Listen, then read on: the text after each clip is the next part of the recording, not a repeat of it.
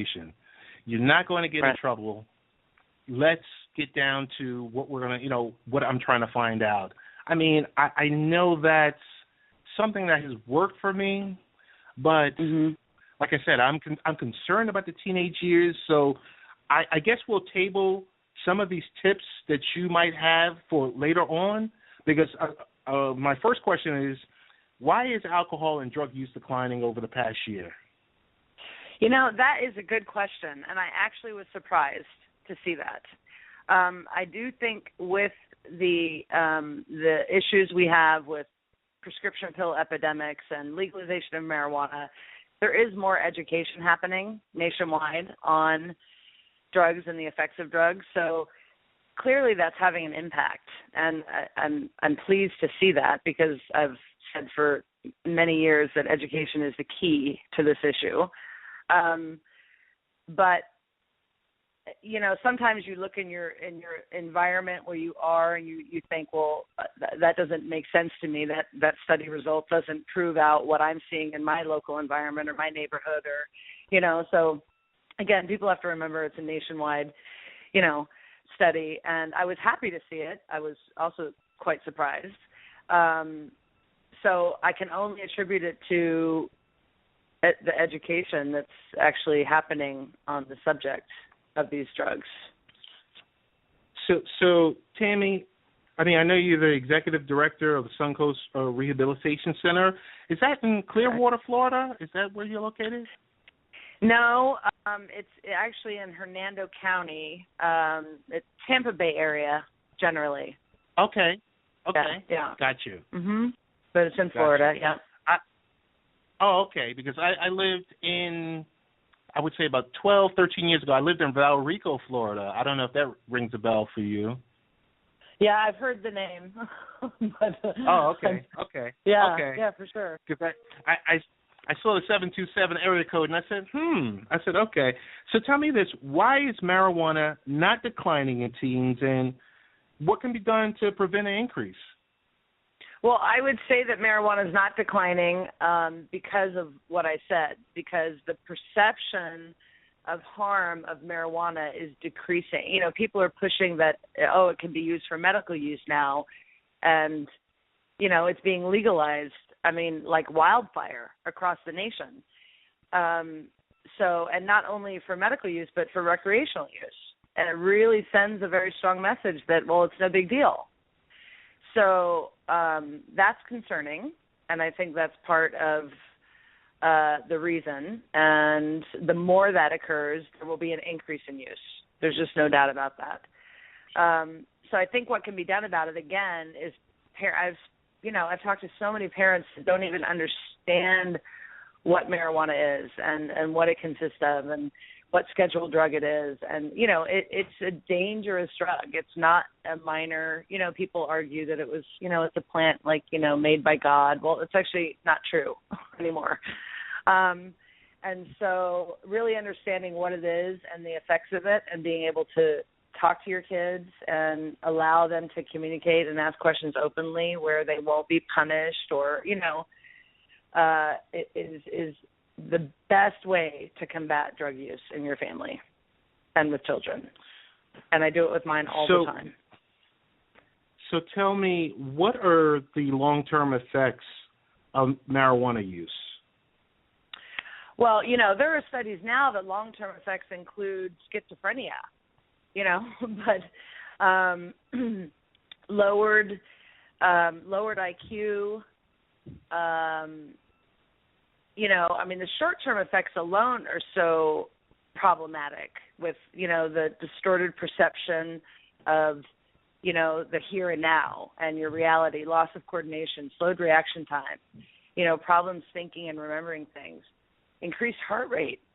So, like all of these things, when you think about what that does to, a young person in a student of any age, really, how they can study and learn and exceed, with that sort of physical manifestation going on, it's problematic. And the long-term effects are just, generally sort of not, less focus, less purpose, less drive, I see it time and time again with clients in my treatment facility. And then there's some startling ones like, mental, schizophrenia and things like that, which is like really startling. What are the alternatives to medical marijuana? Well, I'm a big believer in identifying the source of a problem and tackling the source. So, drugs just cover up pain and they cover up symptoms. So I'm not going to argue that people who are terminally ill might benefit from it or, but that's a very small percentage of people to have it legalized, across the country in every state with regulations, with very lax regulations. I mean, we just fought the Amendment 2 in Florida, which was defeated, thank God. We have another fight coming up. But, because the regulations were so lax, like, the pot shops could be anywhere. They weren't required to be zoned. There was no age limit for people getting a medical marijuana card. So kids, you didn't need parental consent. So, that type of stuff it's just scary. And it leads to anyone from, someone having a headache or, foot pain or anything, being able to go and get marijuana instead of like find the source of your problem and fix the source of it. If you're dying, I understand that's one issue, and there are people that I do believe could benefit from it, but not to justify this widespread legalization in my mind.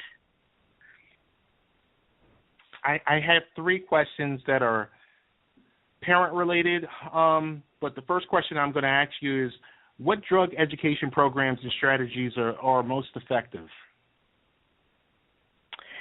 Well, what drug education strategies? The right. What biggest... drug? Go ahead. Okay. I would say again, it's communication, but whether it's parents or whether it's me or whether it's a school giving a drug education lecture or seminar to the student body, or it has to be real and it has to be, NIDA puts out these really great booklets on drugs that cover each drug, what they are, the effects. They're free. There are so many wonderful online resources to understand what drugs are these days, party drugs, and, and so understanding it first and then being able to communicate it in a real fashion, so where there can be open communication and questions and real examples versus just, oh, it's bad, say no to drugs. That just doesn't work. It's like a brush off to kids because they're smart, and they're like, well, why not? I see other people doing it. Right. Why can't I do it? So right. And there are studies, and time and again, drugs lead to harder drug use. Not 100% of the time, but generally, 95, I would say, % of the clients in my treatment facility have marijuana and alcohol at the top of their drug list. So that's where it started, and then it just progressed into harder and harder drug use. So for us parents, what are signs of drug abuse that parents can look out for? Well, if you have a child that's generally that it becomes withdrawn or not as active, physically, or wanting to go out all the time instead of spending time at home, not open in communication the way they used to be, grades are declining, and then there are physical factors, just how do they look? Do they look healthy? Are they getting, sleep? All of those things. But it's really actually pretty obvious if you're aware of your children that something's wrong. And then it's just finding out what it is. It's not always drugs, but sometimes it is. So as a parent, I want to open up that dialogue with my child for the first time. What are some best practices that you can offer? I hit it pretty head on, and I think that's the best way to do it with kids because it's amazing to me, just with my children, discovering what they talk about and what they already know from their friends. So I always reinforce, regardless of your friends, I'm your best friend. And I'm your mom and your best friend, and I will always have your best interest at heart, so you can talk to me about anything. And like you said at the beginning, you will never get in trouble. If you tell me the truth, if you ask me a question, I will always be here for you. If you lie to me, we're going to have a problem. So let's just be open with each other, So I really sort of lay the playing field so it's like they really feel like they're safe and can communicate openly. And then I hit it head on. I mean, I started talking to my kids when they were quite young about, have you heard about drugs and do you know what they are? And then they can identify people on the street and go, that person looks drunk. And, I'm like, okay, good. So it's sort of that being able to differentiate between the positive and the negative and go, oh, I don't want to be like that, So my kids are so well informed just because of who I am and what I do that they know they're like that's stupid. We will never do that, which is great. And then I try to encourage them to set a good example for, their friends and in whatever environment they may be in, because a big problem kids have is the fear of sort of fitting in or being accepted or how to handle social situations. And so it's very easy to buckle to peer pressure unless they are built up enough on their own and at home to feel like they are a leader and they can kind of call the shots and set an example for someone else. So that's what I do. So thank you. Tammy, I'm going to read a quote that I have here from you. Okay. It talks about today's marijuana has the highest THC levels ever seen. Marijuana sold in pot shops as medicine is testing at THC levels in the mid-20% range, which is much higher than marijuana sold on the street and dwarfs levels seen nearly 40 years ago when the average THC potency was 1.37%. Mm-hmm. Could you just elaborate? Could you elaborate on that a little bit? Yeah, well, that's the thing. So THC, people today actually grow and cultivate marijuana for the high THC levels, and THC is what gets you high. There's another element in marijuana which has the medicinal benefit, and it's not THC. So that's part of the argument we fight when states are trying to legalize marijuana. Well, why are you selling it with these high THC levels? Because the intent and the true purpose is to get high. So if you have marijuana, the other let me go back. So basically, years ago, decades ago, the THC levels were very low, 1.5% THC, and it still had an effect and got you high. Now they are in the mid-20s and have hit 30%, and that's because you can actually, marijuana isn't just grown in a field. I mean, now it's grown in warehouses and basements, and you have lights to simulate the sun and fans to simulate the wind and, to simulate the outdoors to have the growth. But it's like genetically modified foods. It's the same concept. They're actually modified to grow these strong strains of high THC marijuana. So, and that's on purpose, so then the pot shops sell those and have all different kinds of names and strains of them, and, but the bottom line is they get you high. And do they maybe help you eat if you're terminally ill and, have lost your appetite? Well, sure. But that's an after effect, So Gotcha. The intent, though, is if you look at truly what's happening, the intent is to get people high, or the THC levels would be much lower. And they would be higher in the CBD, which is the element that has which has been found to have a medicinal benefit. And that does not get you high.